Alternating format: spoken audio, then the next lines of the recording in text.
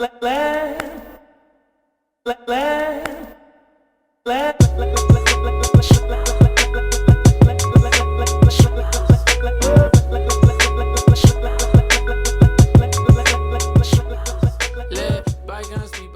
we're back for another episode of Black Diplomats. I'm your host, Terrell Starr, and I do hope that y'all are enjoying this new video version. And if you are listening on Apple Podcast or Spotify, go over to Black Diplomats Official. The link is in the show notes, and you can watch me and my guests talk about Ukraine and all the other issues that's happening in the world. And today I have a special guest on the pod this week, my good friend Olga Tokariuk, and she's a Ukrainian journalist, and she's covered politics and other topics in her homeland and is currently a Chatham House Fellow in London. We have a lot to talk about, but I just want to ask, how you doing? Good, good. Thank you, Terrell. Really nice to be back on your pod. Yeah, definitely. So, I like to do a mental health check, and given all of the painful stuff that's going on in the world, we all need to check in with each other. So I want to ask you, how are you doing from a mental health standpoint? Well, this week I decided I need to return to therapy. Had some really difficult episodes in recent weeks. Ahead of the anniversary of the full-scale invasion, all the memories and all the current uncertainty of the situation just really felt under a lot of pressure because of that. And this week I learned that my cousin has been killed in the war. So it really hits close to home, in addition to everything else that is happening. But when you've family member, you're losing a family member, this is really something that, yeah, was a last drop for me. And then, yeah, I'm returning to therapy. So hopefully my mental health will be better. At least I'll get some support. I'm happy. Thank you very much for sharing that. I'm really sorry for your loss. So many Ukrainians have lost loved ones in this Russian invasion, this second Russian invasion in 10 years. And I think it's really important for us to talk about therapy. Do you think a lot of Ukrainians are seeking therapy? And is that an option that's available to a lot of folks? Because in the United States, and we're not dealing with an invasion, but mental health treatment and finding it treatment that works for us, that's culturally competent, can be challenging. So I'm interested in what that is like for you as a Ukrainian woman and the rest of the Ukrainians who are in Ukraine that also need mental health support. Yeah, I think it really depends where you are. I know that there is a lot of demand inside Ukraine for mental health support of people who are still there, who are living under Russian missiles and drones. And I think that the demand there really outweighs the support, the supply. Also, because there is some mental health support for free, which is an offer, but it is not enough to match the demand. And not all Ukrainians, unfortunately, have the means to pay for therapy if it is not for free. In that sense, maybe Ukrainian refugees abroad depends again on the country. They might even be better positioned because in some countries, like in the UK, you can get access to state-funded mental health support. That's, for example, something I applied for here in the UK. I haven't tested it yet, but I will. But at least, I'm happy that I have this opportunity to reach out. So yeah, I think a lot of Ukrainians need that, and the demand outweighs the supply.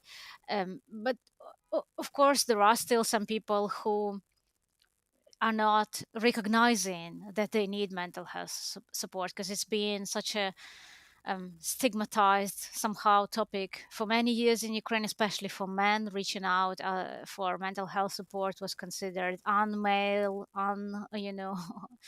something that men usually don't do.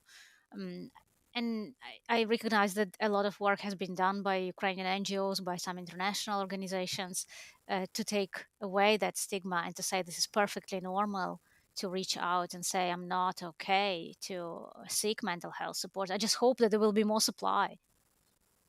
I would agree about that because I think that's a really under discussed topic here in in addition to supporting Ukraine with arms and the weapons that it needs to defend itself, I'm really wondering how much of the aid that my country, America, and the West is offering for this mental health component. Because, as you know, I live in Ukraine when I'm not here in New York, and so many of the conversations revolve around people finding ways to de-stress, and and people are, you know, they're limited. And I really believe that unless we deal with this mental health component in Ukraine, even after the victory, there are just going to be a whole bunch of traumatized people that are going to be presenting new challenges to this, you know, to their society. And we always talk about the strength of Ukrainians. We talk about how brave they are. All these things are true. But Ukrainians, like any other people in the world, are human beings. And Exactly. you're right. And so it just reminds me of this strength that people talk about with Black people. We survived slavery, we survived all these things, and we don't really talk about the fact that so many people didn't. And what does that mean for folks who are a part of the living, right? How do we deal with this death? How do we deal with the trauma of those who've been harmed by all of these atrocities? And it's one story about Ukraine that we don't fully discuss because we talk about the strength of Ukrainians without really tapping into the humanity of who they are. Yeah, absolutely. I agree with you. And I think the other side of strength is vulnerability, right? If you are human, you can be strong, but you can be vulnerable at the same time. And just recognizing that is important because it's impossible to always be strong and courageous and brave. Sometimes you do feel vulnerable. You are vulnerable, especially if you are living in Ukraine under the Russian bombs. You are vulnerable physically, but you are vulnerable also psychologically. So I think just recognizing that it is perfectly human to be vulnerable as well as to be strong. It doesn't make one less brave or something is important. In that sense, you mentioned like talking about loss. I saw recently that one of the best, I think, Ukrainian journalists, she launched a podcast about a loss. She lost her son, not in war actually, due to cancer, which was very quick, and he just died. I don't know, he was aged maybe 17 or 18, but it was like very, very fast. And since his death, she's been posting a lot on her social media about, how she was dealing with that loss, with this very instant death. And I'm very happy in a sense that she, with some of her other colleagues, they launched this podcast on how to deal with the loss, how to deal with the grief, because she's someone people listen to. Her name is Tatiana Troshchinska. She's actually one of my role models in Ukrainian journalism. And I think it's so important to have someone, to talk about their own personal experience, but also someone who is trusted, who is authoritative. And it's so relevant to so many Ukrainians now. Absolutely, and I'm definitely thankful for you opening up to talk about this because I always ask my guests about their mental health, and I think the more of us who talk about it, the more empowering it will be for other people. So, you know, I always Yeah, lead with I this. didn't plan Yeah. I didn't plan to do that, but maybe I'm feeling vulnerable today or just Well, yeah, sincere. yeah. But Well, yeah, well. if that inspires other people to talk more openly about their struggle and how they approach the issue of mental health support, if that encourages someone to reach out and to recognize and to say, no, yes, I need that, and to get that support, then I think it's totally worth it. Absolutely. And I thank you for being vulnerable and sharing that with us. So I want to talk to you about our 2024 presidential election. And a lot of us are scared to death. And I want to do a check in with you all as far as what Ukrainians are thinking about Trump. So, President Joe Biden, during his State of the Union address, he reiterated his support for Ukraine, and he called on the GOP to stop stalling legislation that would provide Kyiv with much needed weaponry. So basically, what's really interesting with about this is that during the State of the Union, Joe Biden was calling out Donald Trump essentially in this MAGA contingency, and House Speaker Mike Johnson was in the back, kind of sitting along, kind of nodding, saying, when Biden said that we pretty much need to defend ourselves against Putin, but he's stalling the bill, not even introducing it to the House floor for a vote. And also Biden called out Trump for saying that Russia could do whatever he wanted to do with NATO members who didn't pay their fair share, so to speak. So let's play that clip. NATO was busted until I came along. I said, everybody's going to pay. They said, well, if we don't pay, are you still going to protect us? I said, absolutely not. They couldn't believe the answer. And everybody, you never saw more money pour in to Secretary General Stoltenberg. Well, I don't know if he is anymore, but he was my biggest fan. He said, all these presidents came in, they'd make a speech, they'd leave, and that was it. And they all owed money, and they wouldn't pay it. I came in, I made a speech, and I said, you got to pay up. They asked me that question. One of the presidents of a big country stood up and said, well, sir, if we don't pay and we're attacked by Russia, will you protect us? I said, you didn't pay? You're delinquent? He said, yes, let's say that happened. No, I would not protect you. In fact, I would encourage them to do whatever the hell they want. You got to pay. You got to pay your bills. Okay, Olga, just to let you know how scary it is about how real a possibility that Trump could be reelected, there's a new Emerson College poll that just came out on March the 7th, and it says that a survey of voters find President Joe Biden and former President Donald Trump tied at 45% for the general election matchup. Now, 10% are undecided in this poll, and undecided voters are asked which candidates they lean towards. Biden's overall support increases to 51% and Trump to 49%, so that's a 2-point difference. What do you think about Trump saying this? And are Ukrainians scared shitless about the possibility of this man taking over the White House again? I mean, I don't think Ukrainians are scared. I think they are concerned because whatever happens, the biggest enemy will be Russia. Whoever is in the White House, it is clear that Russia is not going to stop doing what they are doing. The question is how efficient Ukraine will be in resisting and how much ammunition and support and money Ukraine will receive to resist. So, of course, Ukrainians are concerned that there can be less support. We already see with the bill that is stuck in the Congress that is not passing that Ukraine is suffering a huge deficit of ammunition.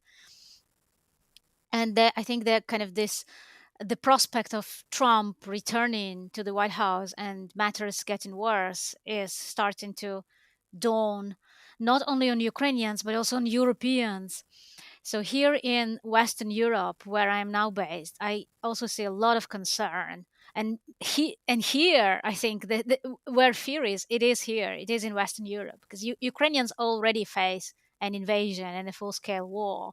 Western Europe is still safe. Well, even Central Europe is still safe if we do not take into consideration Russian hybrid attacks and Russian missiles and drones occasionally falling on the territory of Poland and Romania and other neighboring countries.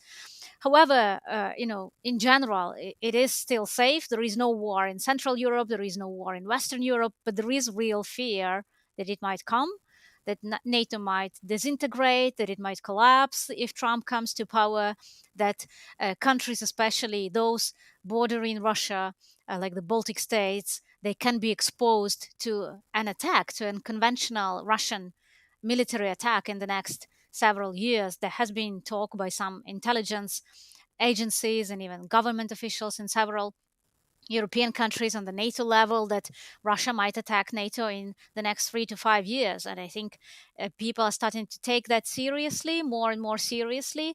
So now there is this conversation, which wasn't there a year ago in Western Europe, about the possibility of a war on European soil beyond the borders of Ukraine, so on a territory possibly of a NATO country. And there is a very kind of, I see this even like panicked, a bit attempts to come up with some contingencies and to understand and to find some solutions, like how Europeans should prepare for that eventuality if the US is not there, if the US umbrella of offering protection, defense in the defense sector, first of all, to Europe is not there anymore. So we're seeing now the scramble for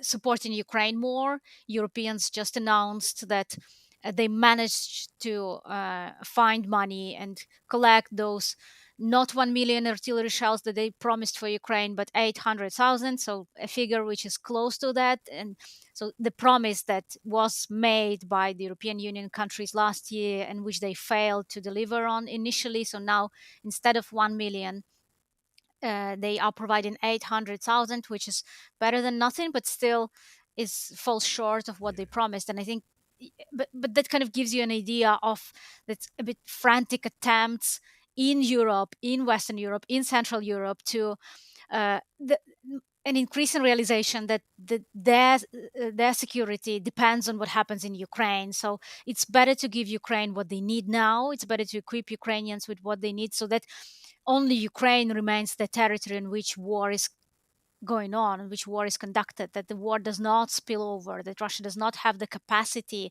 the military might to attack another country.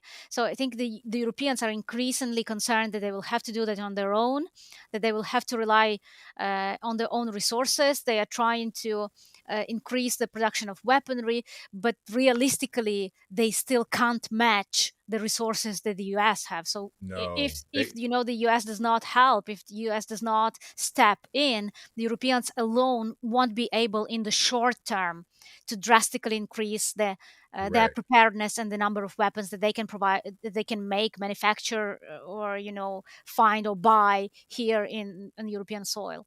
Yeah, yeah. I was thinking about some of the lies that Trump was saying in that little snippet that we heard.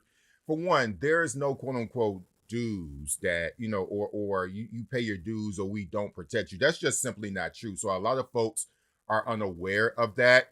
Now, what is true is that Europe, mainly Western Europe, Europeans in particular, over the years um have failed to invest in their own security. That part is definitely true.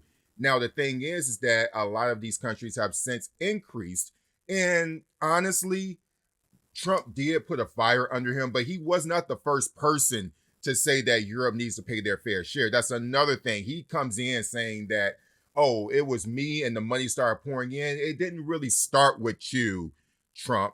Mr. White supremacist. It actually preceding him, and other presidents were bringing this up. Now, Obama in 2015 also stressed the importance of Western European countries, particularly to contribute their fair share. We're going to listen to a clip of Obama stressing this now.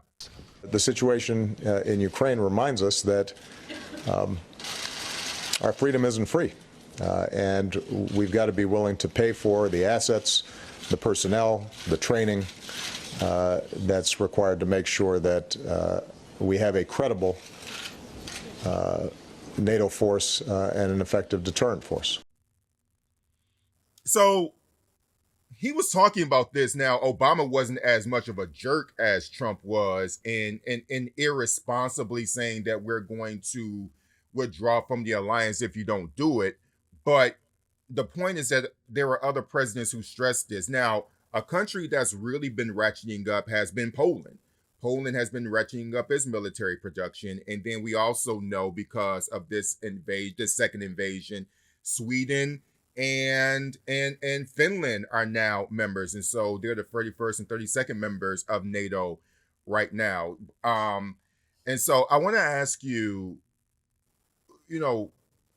I feel like there's a major difference between the way that Eastern European countries think about their security in NATO versus Western European countries. And there has never been a general secretary of NATO from a country that was formerly colonized by Russia, i.e., ex USSR, former Warsaw Pact country.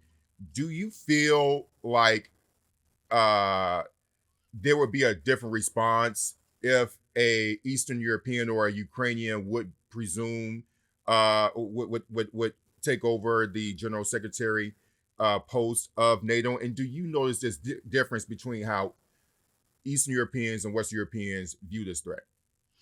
Yeah, absolutely. Just look at Estonia. When Trump says that Europeans do not spend enough, it does not apply to all European countries. Countries such as Estonia has been spending about 6% of its GDP on defense. It's an example to all the other European countries to take their defense seriously and to contribute a fair share and to, increase what they contribute to defense and to NATO. So an Estonian candidate for the General Secretary of NATO was discussed, Kaya Kallas. She is amazing. I admire her. She's one of my role models as well. And th- the way she speaks so frankly about the situation, about the Russian threat, about the need not to back down, not to be intimidated by Russia, I think it is really important. And I'm so sorry to hear that so many countries inside NATO actually don't want her to be the NATO Secretary General, explicitly because of that, right? There was a recent article by Politico in which one Western European official was quoted as saying that they don't want her because she eats. And I quote him, she eats Russians for breakfast. So she is seen as someone who is very radical. Yeah, and a lot of people reacted to that by saying, well, what's wrong with that? That she would be a perfect NATO Secretary General in a situation when Russia is a threat, when Russia is, waging the biggest war in Europe since the World War II, killing civilians, wiping out cities out of the face of Earth, and generally denying the right to exist to a neighboring sovereign and independent state, and saying that they will not stop there.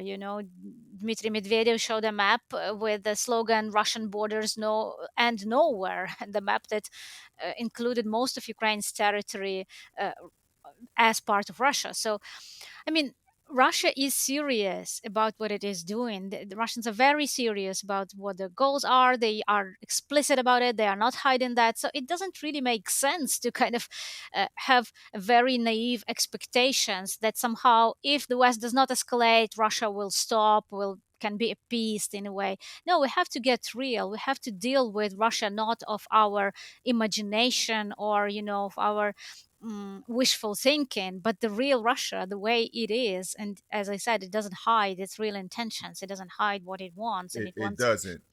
So It doesn't at people all. people Yeah. like Kaya Kallas who have this very clear understanding of what the threat is, what has to be done, and also the importance of not being intimidated, and also also like what she says about the strength, that still the collective West is much stronger and has much more resources than Russia. It's just mostly psychological warfare that the West somehow is weaker than Russia because they let themselves to be intimidated. And many countries, out of this Yeah. fear of escalation, they don't do things that actually do lead to escalation, because the inaction Yeah.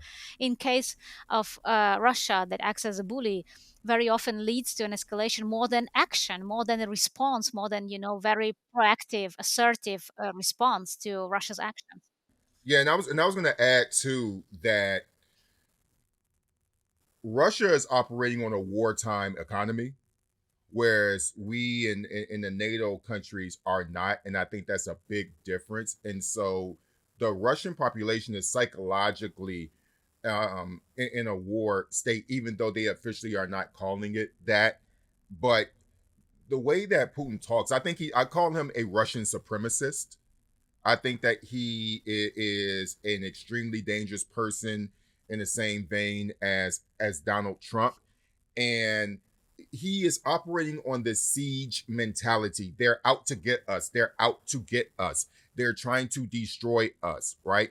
And so Putin wants to protect Russianness. He wants his mentality is the Russian people. Our existence is is suffering from an existential threat, and we all know that that's bullshit.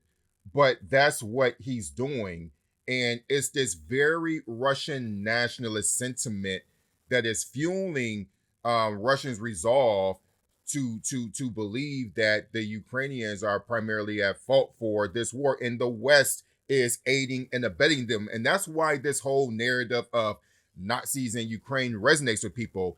It really reminds me of the same way that Donald Trump operates here. He picks a group of people, he attacks them. It may not be a physical war. With us, it's immigrants, it's undocumented people, and it's black people, it's minority groups. I think that they both Donald Trump and Putin are racist in their own ways. I think Putin hates Ukraine. I think that in his own little way, he racializes Ukrainians, and I've listened to enough of him speak to really get that idea. And especially if you listen to Dmitry Medvedev's telegram or read it, it's a straight up ethnic cleansing scribe of Ukrainians, and the ways that people think about the ways that anti-Semitic people think about taking out Jewish people or people who are Islamophobic. That's the way that Dmitry Medvedev talks. He is like the official mouthpiece of Russia when it comes to that, as far as I'm concerned. But yeah, I definitely, before we get off, I want to talk to you about another, going on to something else that's I find really interesting about you, is we've known each other. I don't know how long. I wonder if has it been 10 years? Yeah, Maybe not well, that long. not in person, but yeah, if we consider the online communication, then yeah, Yeah, around 10 yeah, years, I think. yeah, yeah. So basically, even though we've met several times in person, right, in Kiev, but I am really interested in how Ukrainians are responding to a lot of the issues that are happening around the world, and in this conversation about building solidarity. And you spoke about a recent trip to South Africa. Well, it was last summer, and you were telling me about how you learned about European colonialism and how it really shaped your mind, and especially in times when Ukraine is asking the world for support. You and a lot of other people have been talking about what it means to build with other groups of people, with other with oppressed people. And I really want to hear you talk about that, because we never discussed that trip, and I want to talk about how much it shaped you and changed you.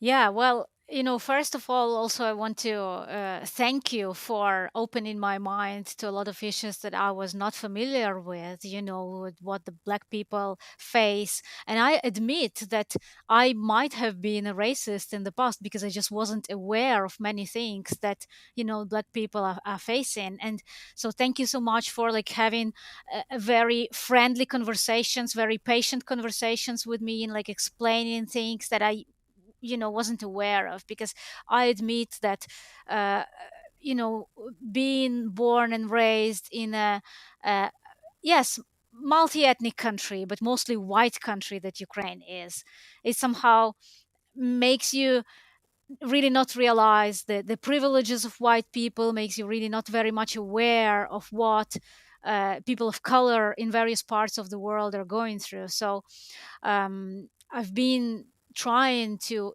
educate myself and to inform myself about that more. And in that sense, this trip to South Africa was very enlightening, because I came there not just to talk about Ukraine, but to listen to people and to learn more about the history of this country. So I talked, at two universities, at the University of Pretoria and at the Wits University Johannesburg, with students, and I really was curious to hear, their thoughts. So I encouraged them to ask me questions after my talks about Ukraine, but I also, spoke with them after the events, just like privately, to understand like their experiences and what their concerns are and what they think about the state of play in the world, not just Ukraine but in general.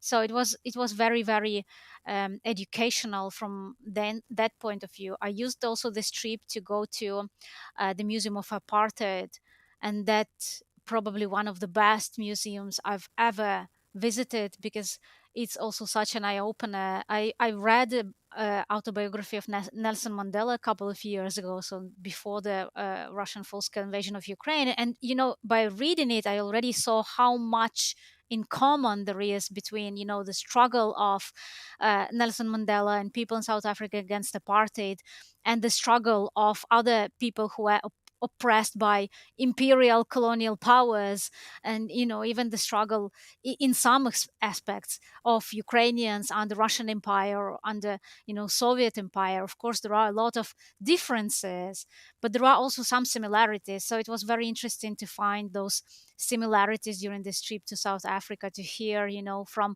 the scholars there also how they see the similarities, and where they see differences, and also about the sensitivities that exist, that not all things can be compared, that not all the narratives that we Ukrainians use to explain our struggle can resonate with people in other countries. So, for example, a narrative which does not resonate in Africa is that Ukraine is fighting for European values, because for Ukraine, European values are democracy, freedom, but for people in Africa, European values are oppression, are colonialism, are deprivation of rights and genocide in countries like Congo. So a very very different understanding and perception of these things. So I think it's very important to just listen to other people and their history and the way they perceive things, to be aware of these sensitivities, because yes, there are a lot of differences, but I also think there are a lot of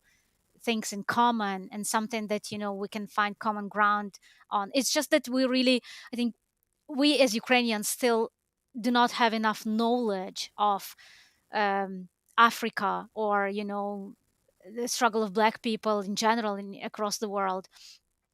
And likewise, people in Africa, they are more exposed to the Russian version of history of Ukraine and what is going on in Ukraine, just because of the historical links, because of this habit of associating Russia with the Soviet Union, although Ukraine was a part of the Soviet Union. So arguably, if they perceive Soviet Union as a good power, well, then it does not necessarily mean that Russia equals Soviet Union. Then maybe this sympathy could also be extended to Ukraine, which was a part of the Soviet Union. And for example, in Crimea, some the most prominent people who fought against apartheid in South Africa, they were trained in Crimea, which was a part of Ukraine in the Soviet times when they were trained there.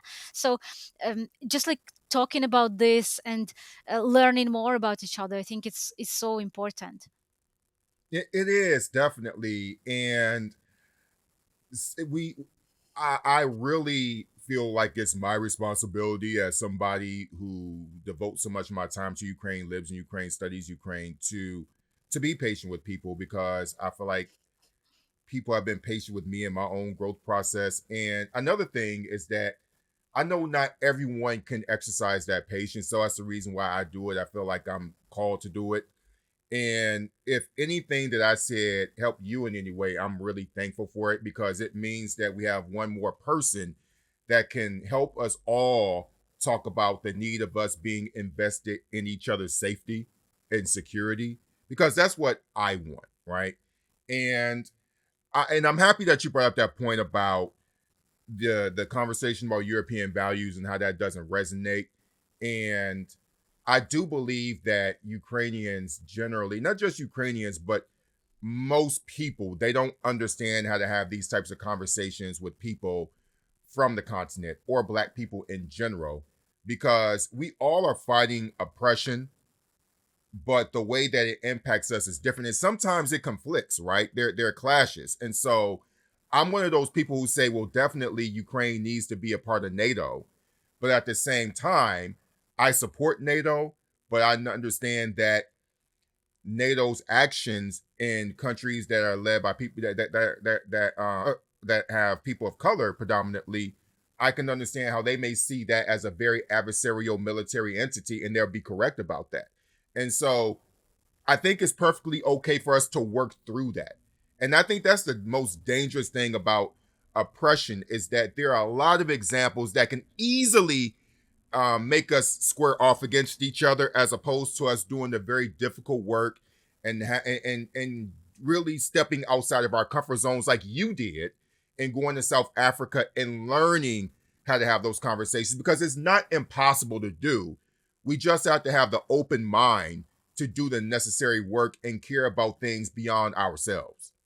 Yeah, absolutely. The thing that I was like that struck me was that there was so much interest. I almost didn't expect that much interest to Ukraine on behalf of the people that I met there. So I thought, it's so important. People really want to understand what is happening.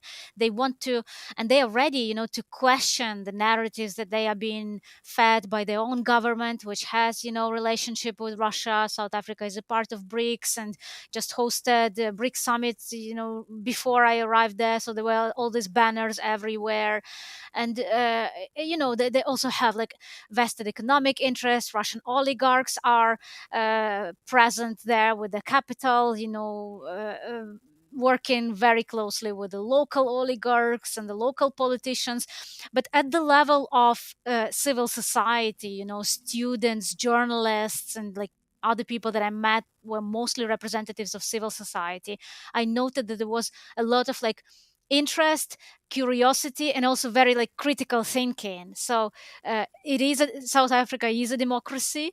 People, it is a flawed democracy. There are almost no perfect democracies. The US is far from a perfect democracy, right? You will agree with me on that. So, but it is a democracy. I think it is important. It is an important point because it means I saw that people are, they are free to question what they are being told. They are not afraid to ask questions. They are not afraid to be challenging. The students were challenging their professors, which I really liked. I think it's a healthy academic environment if students feel empowered enough to challenge their professors. So, when there is this openness and the desire to know and the curiosity, then there is space for a dialogue, then there is space for cooperation. And if I can contribute in some way to that, I'm very happy. How did it come about that you went on this trip? Because I think more Ukrainians need to do it. Well, that was an invitation of my acquaintance who is an academic and who is South African, but who is not living there anymore. So basically, this person arranged it. It was not very easy, and even to persuade the universities to hold, an event. It was not just dedicated to Ukraine, actually, or to Russia's war in Ukraine. So the title was Intersections of Oppression. And the participants, like various speakers, academics from different countries, they spoke about the experience of Africa, the experience of fight against oppression in Africa and various parts of Africa, not just in South Africa.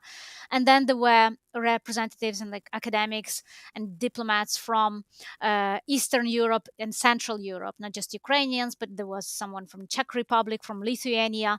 And it turned out that, there are a lot of these intersections of oppression, that there are a lot of common experience to share and to discuss. And I thought it was a very eye-opening discussion. Also, I saw it from the reaction of the audience that, many people didn't realize how much in common there was in the experience of the countries of Central and Eastern Europe that suffered from Russian oppression, from, Russian imperialism, and the oppressed people in Africa.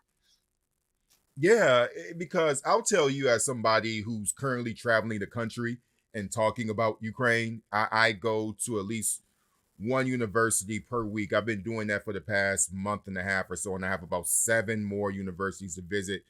And my last, there's a Ukrainian community in Philadelphia that's working to organize an event for me to come down. And they, one of the people um, who they're trying to work with is a black state senator who introduced a bill that would work to divest from Russian business entities in these, in Pennsylvania.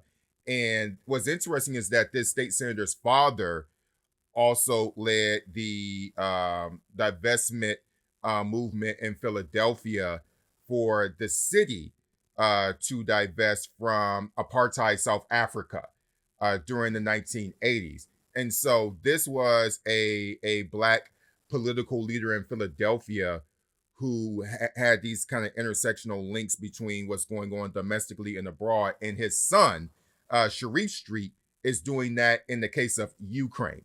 And so there are examples here in the United States of that solidarity coming together. And so there are people who have open minds and open hearts who are willing to do that. So I feel like it's up to us to amplify those voices and be the model for everyone else. And I'm just really happy that you're the model for Ukraine because we need more people like you. We need more people who don't mind going to South Africa. I haven't been to South Africa. Most people, even if they had the invitation, wouldn't go in with the mindset and the openness to have that. Because I think that actually makes Ukraine a lot stronger. The ability to understand what it is. And also the ability to look at Europe and say, you know what? Your European values are not ones that should universally be celebrated because they aren't. Because your past and your present has things to work on. And so Ukraine can do both things. You can walk and chew bubblegum at the same time. You can be a NATO member. You can have NATO support, which I support. But you can also be critical of ways in which the Europeans have historically and currently engaged. And I'm happy that you are one of those key voices leading that, and you're making a world of difference. Thank you so much, Terrell. No, I'm pleased. I'm always happy to have these conversations with you because I think they are so much, like they are very eye-opening. They are really like um, widening my perspective. And I think it's so important to think about different people we are talking to because Ukrainians were for a very long time focused only on Western audiences, which I think was a mistake.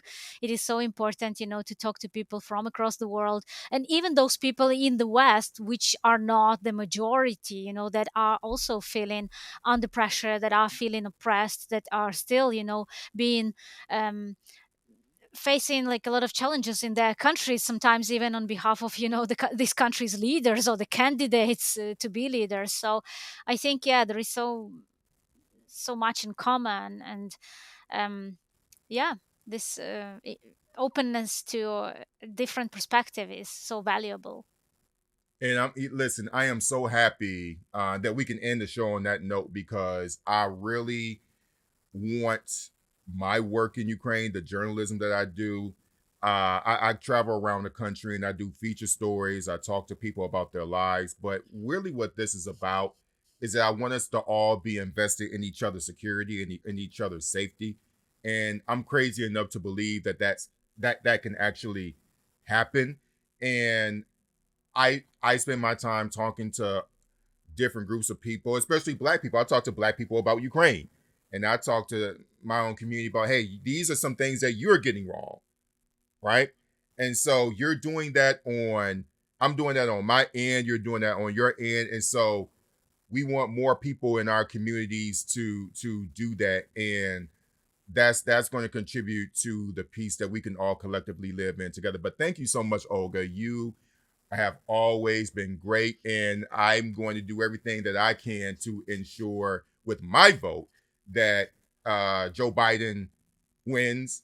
Because I'm telling you, it's not gonna just suck for Ukraine; it's gonna suck for me too, and everybody else.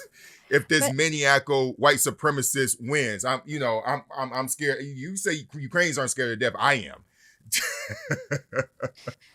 yeah, well, I understand. But actually, I wanted to ask you one thing. I noticed that Yeah. Trump was using AI to, manufacture these images of like black people allegedly supporting his campaign. So, is he like, what's that about? Is he trying to reach out to like people of color in that way? It's What effect did it have? so do you, okay. So Olga, first of all, did you see? I'll explain that. But did you see him try to hawk his sneakers like the Trump sneaker? Did you see that? No.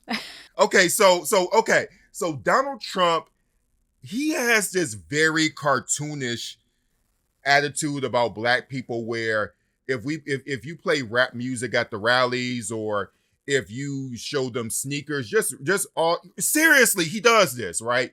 And so he has the most stereotypical ways in which he thinks that he can attract black voters. And the reality of it is that in this country, there's always been about 10 to 12% of black people that vote Republican.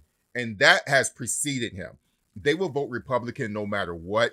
As far as that AI, yeah, there are different groups that produce these AI images with black people because they want to give the image that black people are generally into him, and the reality of it, that's just not true. Black people overwhelmingly vote Democrat at 90%, and so he's never going to get the black vote. Now, he does have a small contingency of black people that support him, but they're the most extreme people that you will ever meet. I'll put it to you this way. Prime example. I don't know if you have this in Ukrainian culture or Ukrainian language, but in like with black people, one of the worst things you can call a black person is a sellout. And what that means is a black person who sells out their race and their dignity for the sake of whiteness. Now, the only example that I can think of in Ukraine is Viktor Yanukovych, right? Yeah, we Or have actually the thing. It's called Malorossi. So Ukrainians who kind of renounce their Ukrainian identity to embrace Russian and this kind of, great Russian approach to all the other countries which are lesser in their opinion. Yeah, it rings a bell. You see another thing in common. so here's the thing. If you call somebody a sellout, it's like fighting words because it's like, and we have other words that that black people use, but like a sellout is like if you have some pride in yourself, if you want to insult somebody, call them a sellout, right? But those are the people who generally tend to support Trump because Trump doesn't do anything for black people. Donald Trump in the 1970s, he refused to rent to black people. He was sued by the Department of Justice and lost. And Michael Cohen, his former attorney who testified against him and is continuing to testify against him, said that Trump would regularly say racist things about black people. And the black people who support him, who have blacks for Trump or N words for Donald Trump, those are the people that would sell us into slavery. Just like Viktor Yanukovych back in 2014 asked that the Russian army come in and save him. Like those types of people, right? And we call it sellout. And what do you call it in Ukrainian? It's a bit different, but it's malorossi. It's like someone who has an inferiority complex because of their identity. So they want to, kind of reject it and then embrace an identity which is of this greater Russia. Malorossi basically means lesser Russian. Okay, but it's the same. No, it's the same thing. Yeah, The black kind of. people, because the black people who support Trump and who actually okay his behavior, very much have low self-esteem and issues with their identity, and they embrace whiteness. So this Ukrainian variant embrace Russianness, and the black people who do this embrace whiteness. They're the same people. They would get along very well together. But for that AI, for that, because and also too, and here, a lot of the Trump supporters, they say that Putin is not the problem. Zelensky is the problem. There are people who have gone on record on CNN and have said this. So it's one of those things where there's just this collective ecosystem of white supremacists, Russian supremacists, self-hate, and the person that culminates all this together in the media form is Tucker Carlson, who does it very effectively. And so and so this AI, it works because if you don't pay attention, you think that those photos are real. And so, and it doesn't attract black people in the way that most people think that it would. It just reinforces with the people who already support Trump that black people do. So people like me and most 90% of black people think it's bullshit. But for those hard, rabid people who will support Donald Trump regardless of whatever racist stuff that he says and does, that is going to appeal to them. And his sneakers for $400, because you may not know this, but in the state of New York, where I'm at right now, Tish James, our attorney general, has led a case against him where he has to pay roughly $500 million because he committed fraud by lying about his property values in the state of New York. And so, and she's a black woman. And so all of the people, interesting enough, that are suing him in the United States, in Georgia, here in New York, at the state level and local level, they're black people. So when you think about the people who are upholding and defending our democracy, it's black people who he hates. And they are the ones that are holding him accountable. So that's just an interesting thing. But that AI, most black people ain't going for it, but a lot of people are. Yeah, interesting. Yeah. Yeah. But That's anyway, a topic for another discussion, I think. For another discussion. Oh, absolutely. But listen, Olga, thank you so much. I'm happy that you are safe. I'm happy that you're really being a leader in just your field, and you're in Chatham House. And I encourage everybody to follow you on Twitter. I will never call it X. Although I almost stopped sharing anything there, but yeah, occasionally I still am. Okay, yeah, and also the whole thing with mental health, because we have to talk about the fact that Ukrainians, while they're strong people, they're humans, and we're all humans, and we all need to get our mental health check. I do it. I am a yoga person who enjoys yoga and ways to decompress. In fact, there's a great hot yoga spot on Maidan that I'm going to go to, that a Ukrainian recommended. I'm going to check out. But anyway, thank you so much, Olga. You've been great as always. Thank you, Terrell. It's been a pleasure. Yeah, and so guys, thank you very much for listening, and tune in next week.